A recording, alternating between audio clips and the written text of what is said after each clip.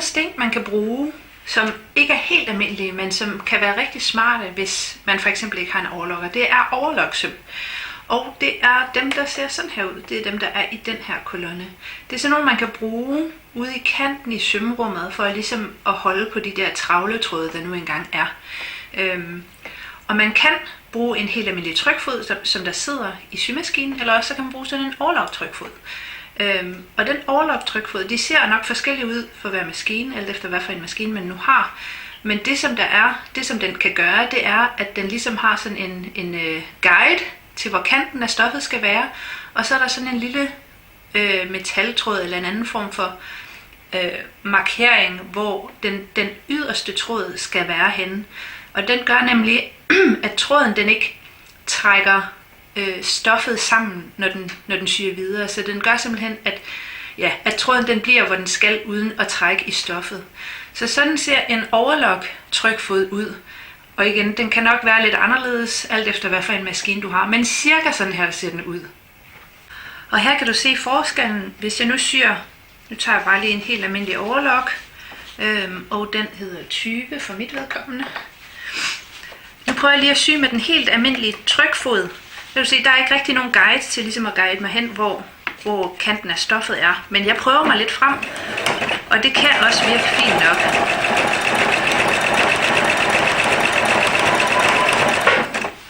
Kan du se? Det kommer til at se sådan her ud. Så holder man ligesom trådene på plads, de her trævletråde.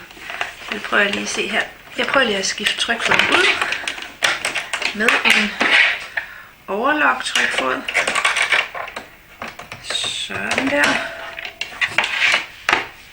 Og så er der nemlig den der guide ude i siden her.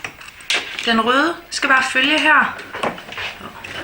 Så starter jeg lige der, hvor jeg gjorde før. Så er jeg i hvert fald sikker på, at tråden den altid kommer ud over stoffet.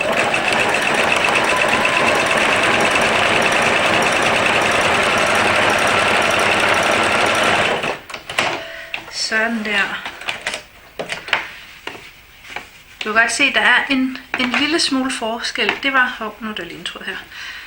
Det her, det var uden overlok-trykfoden. Der er det knap så pænt, som man kan sige. Og hvis du har trykfoden, så kommer det til at se sådan her ud. Så det kan være smart med sådan en trykfod, hvor der lige er den der guide-ting. Men det er en overlok, og den er rigtig smart at have. En anden nyttig søm kan være knaphullet, eller knaphulssømmen.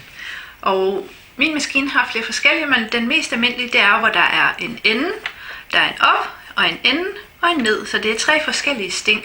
En, der går frem, og en, der går tilbage, og så de 2 ender. Min maskine har så en elektronisk knaphulstrykfod, det vil sige, at den er sat til med et kabel her. Og så den registrerer. Jeg kan bestemme via min skærm her, hvor bredt og hvor langt mit knaphul skal være. Men det er så forskelligt fra maskine til maskine, hvordan de ser ud. Jeg kan lige prøve at vise dig, hvordan jeg gør her. Men du kan se, der er som regel sådan nogle markeringer, og det er der på stort set alle maskiner, alle knaphulstrykfødder. Der er en markering, hvor man skal starte, og så er der mange andre, der har sådan, det her det er som en nåletræder, men der plejer at være sådan en lille dims her, man kan trække ned, så knaphullet trykfoden kan registrere, hvor langt det skal være, når man har bestemt sig, hvor langt det skal være. Jeg bestemmer det her, og mit knaphul, det er nummer 22. Jeg prøver lige at trykke det rigtigt her. Således, og standardindstilling er 18 mm.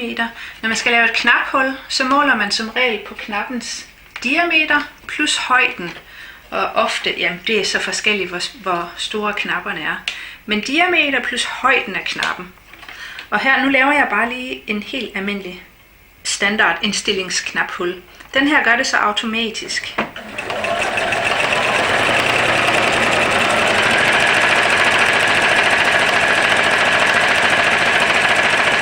Og det er rigtig smart, at den lige laver en stikning først, fordi så er den nemlig ekstra sikret.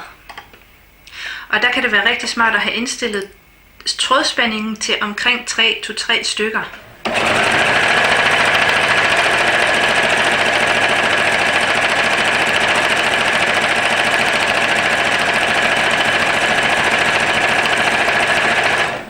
Således.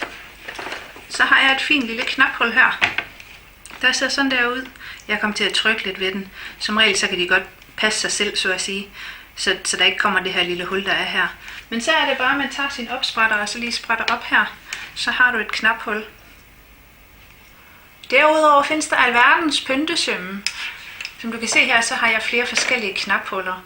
Men altså det er den der er den mest almindelige. Den her, den er bare lidt bredere.